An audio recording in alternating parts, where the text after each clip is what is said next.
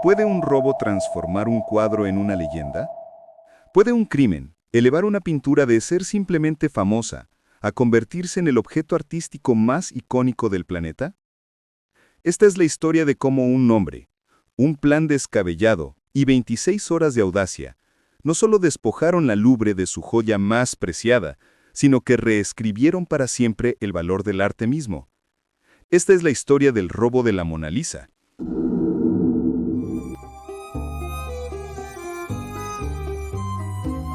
Bienvenidos a El robo que cambió el valor de una obra maestra, la historia detrás de la Mona Lisa. Corría el año 1911. El Museo del Louvre era ya un templo del arte, un lugar de peregrinación para amantes de la cultura de todo el mundo. Pero no era lo que es hoy. No había multitudes empujándose para tomarse una selfie, no había cristales antibalas. Y en sus muros, colgada entre otras grandes obras, estaba ella, la Gioconda, conocida por todos como la Mona Lisa. Era famosa, sí, pero aún no era la superestrella global en la que pensamos hoy. Era una más entre muchas. Pero todo eso estaba a punto de cambiar, de la manera más increíble posible. Imagina la escena. Es un lunes de mañana, el 21 de agosto de 1911. El museo está cerrado al público, como cada semana. La tranquilidad reina en las galerías. Pero hay un problema que viste el uniforme de un empleado. Se llamaba Vincenzo Perugia, un italiano que había trabajado en el museo, que conocía sus rutinas, sus entresijos y, lo más importante, sus puntos ciegos. Él y dos cómplices se habían escondido dentro del museo la noche anterior. Esperaron, pacientes, como depredadores. Esos tres hombres no eran maestros criminales, eran solo carpinteros. Se escondieron en un armario de limpieza, en un pequeño cuarto oscuro. Y allí se quedaron, en silencio, en la más absoluta oscuridad. Esperaron toda la noche, pacientes, como depredadores. Y luego, en la quietud de la mañana actuaron. Con una sencillez pasmosa, Perugia descolgó el cuadro de la pared. La alarma no sonó. Los guardias, ausentes. Se le llevó escondida bajo su larga bata de trabajo, salió por una puerta lateral y se mezcló con las calles de París.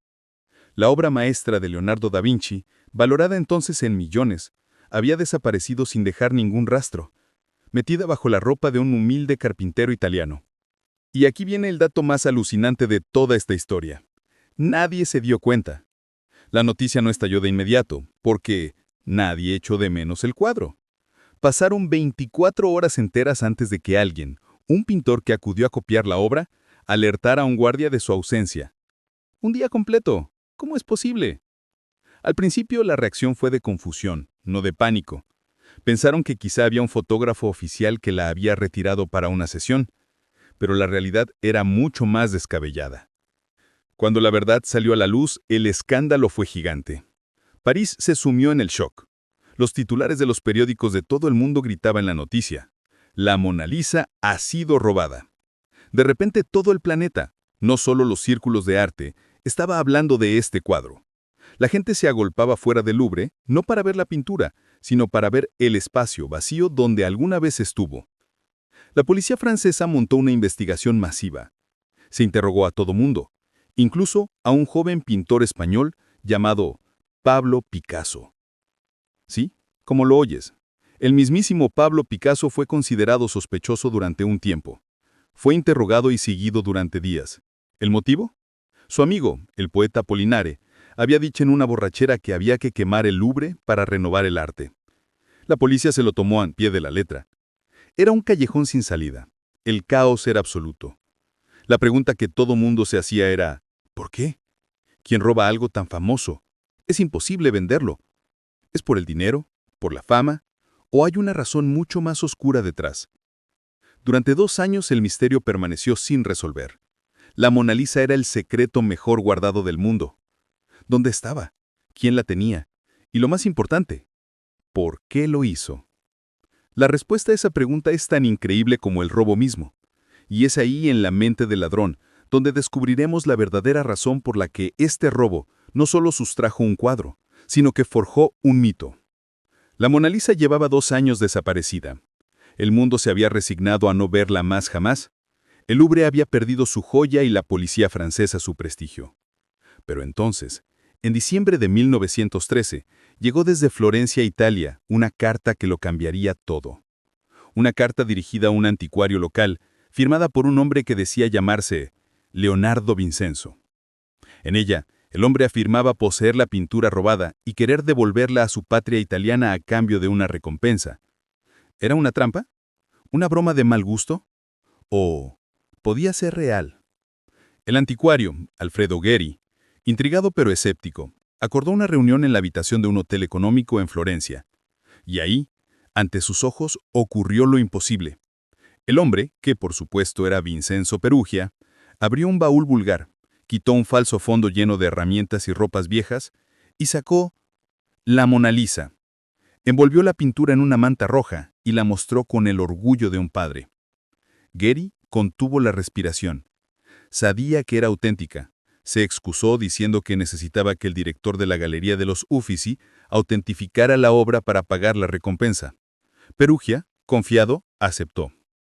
Horas después, Gheri no regresó con el dinero, sino con la policía italiana. Vincenzo Perugia fue arrestado sin resistencia. El misterio de 2 años había sido resuelto. Pero la pregunta más grande seguía en el aire. ¿Por qué lo hizo? La razón de Perugia era tan simple como delirante.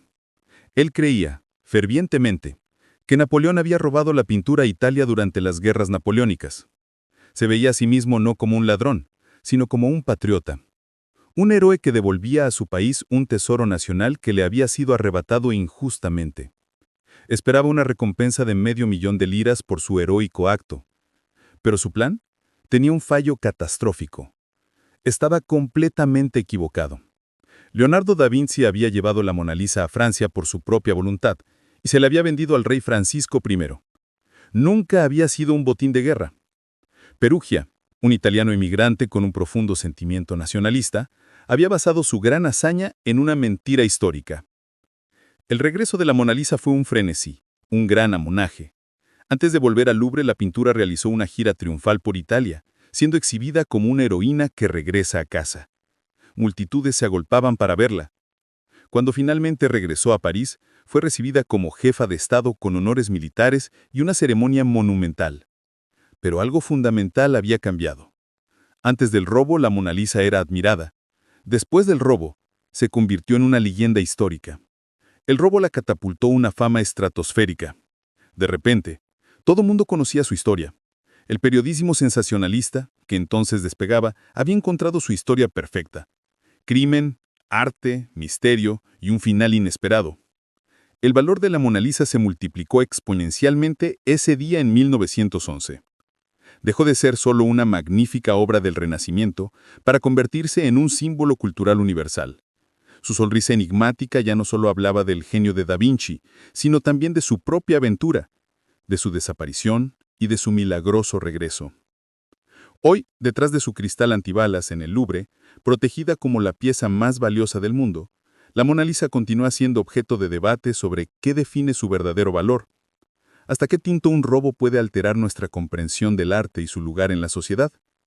La historia de 1911 sigue recordándonos que las obras maestras no son objetos estáticos, son ideas vivas que se discuten, se reinterpretan y evolucionan con el tiempo. Si bien la seguridad de los museos modernos protege a las obras de amenazas físicas, el valor de la Mona Lisa permanece intacto en su capacidad de inspirar curiosidad, preguntas y asombro. Perugia, el ladrón patriota, fracasó en su misión, pero sin quererlo logró algo mucho más grande: crear el mito moderno de la obra maestra más famosa del planeta. Si, como a mí, te interesa el arte y quieres seguir descubriendo lo que nadie te cuenta sobre las obras, suscríbete y activa las notificaciones para no perderte ningún video. Prometo seguir trayéndote enigmas detrás del arte que seguro te interesarán. ¿Qué obra te gustaría que analicemos? Dímelo en los comentarios. Hasta el próximo video.